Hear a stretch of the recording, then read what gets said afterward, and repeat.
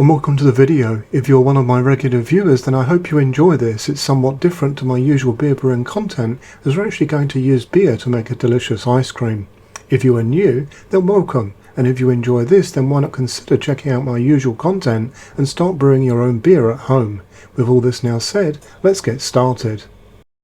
So firstly, why stout ice cream? Well, stout beer works so very well in ice cream, and it's actually a fairly common flavour when it comes to beer-based ice creams. The dark roasted notes in stout, namely coffee, chocolate and caramel, pair especially well, and this makes for a great ice cream either on its own or as part of a bowl selection. In terms of the stout, I personally use my home brewed silky and creamy stout, which I shared on my channel very recently as the stout ingredient of this recipe, but if you don't have any stout beer to hand, then feel free to use a store-bought version. You will not need any special equipment as such for making this ice cream, but if you do have an ice cream machine, this could improve the end result. I am using a Ninja Creami, but other types of equipment will also work, including food processors or blenders, which I also use for certain steps of this process, as you will see. So let's get started in making this. The very first step of this process is to add your stout element of the recipe into a pan and then bring it to a boil and then let it simmer for around 15 minutes.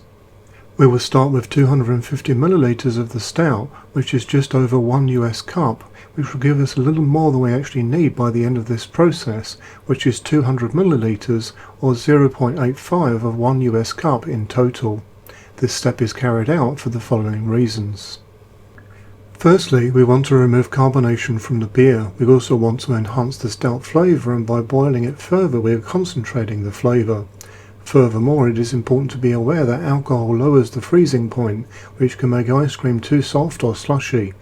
This boil and simmer step will also result in some alcohol reduction. On this basis, you just want the beer aspect of the recipe to be less than 25% of the overall liquid, and you should pick a stout that is not high in alcohol.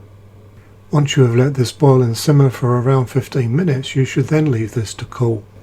I always add a lid personally in case anything flies in, but you might appreciate the extra protein, so each to their own here.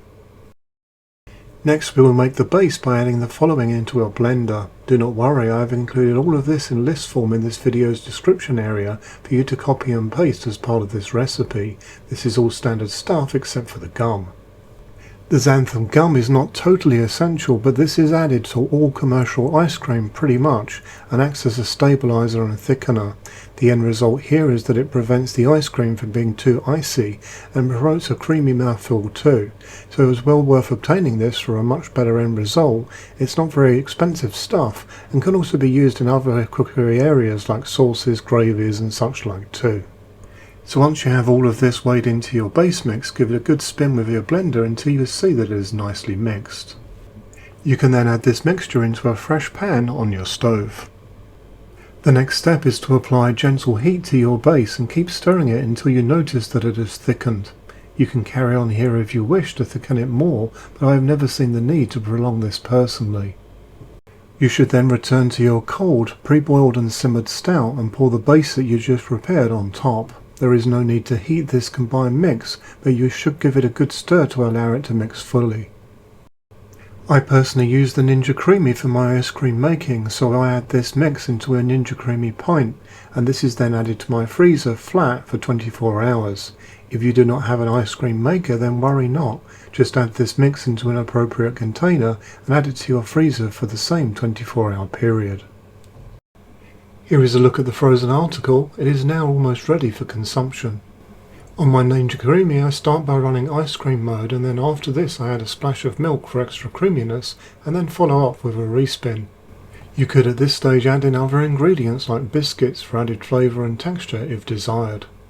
If you do not have a Ninja Creami or similar ice cream maker, then you should let the frozen ice cream sit at room temperature for 10 to 15 minutes before adding some chunks of ice cream into the blender or food processor. This will get your ice cream into a similar state when compared to the process of the Ninja Creami. There is no need to blend for long at all, but this step will turn it into a nice texture for maximum enjoyment. Here is a look at the end result, which due to the demands of filming has started to melt a little bit too much, but the taste is delicious all the same.